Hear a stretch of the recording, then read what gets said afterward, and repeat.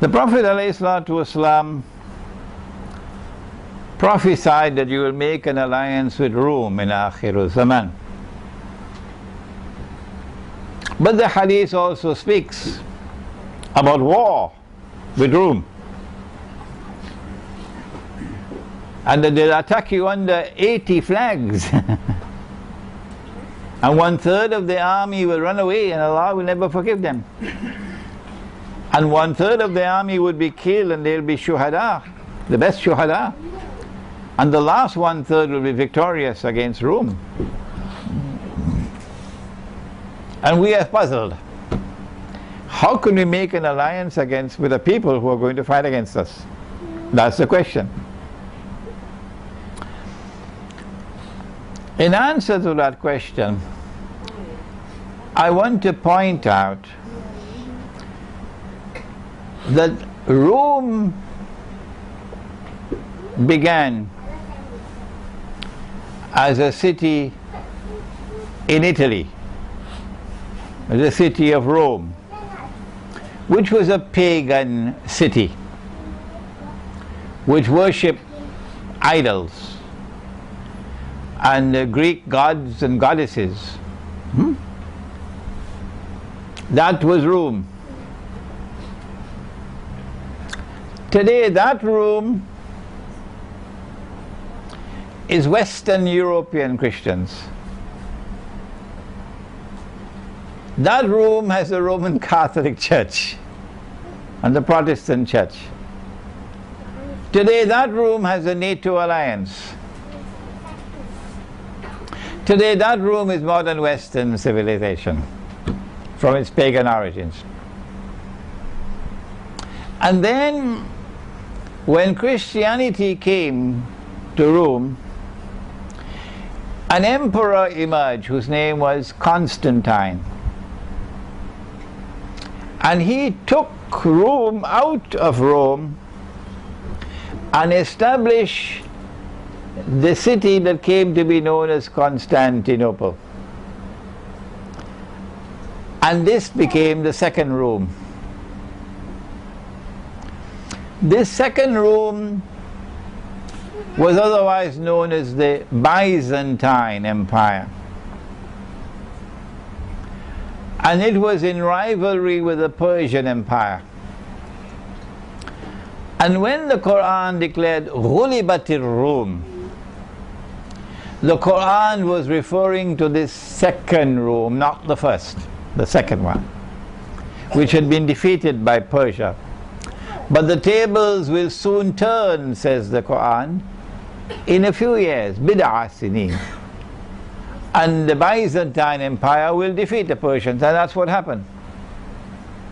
So when the Quran used the word Rome, it was referring to Rome number 2, or Byzantium.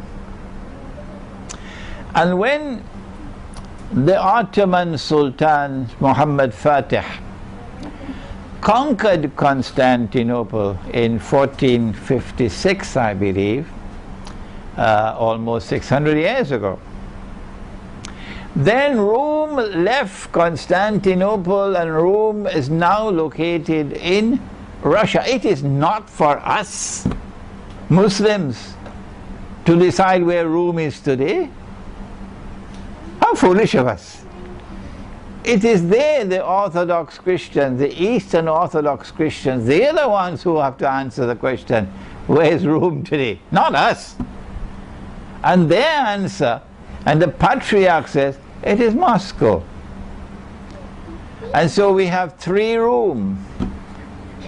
The first Rome, which today has NATO and Western civilization,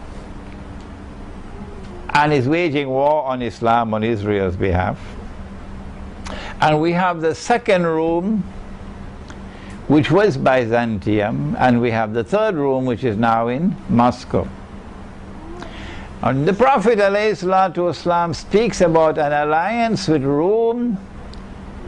My opinion is he's not talking about NATO.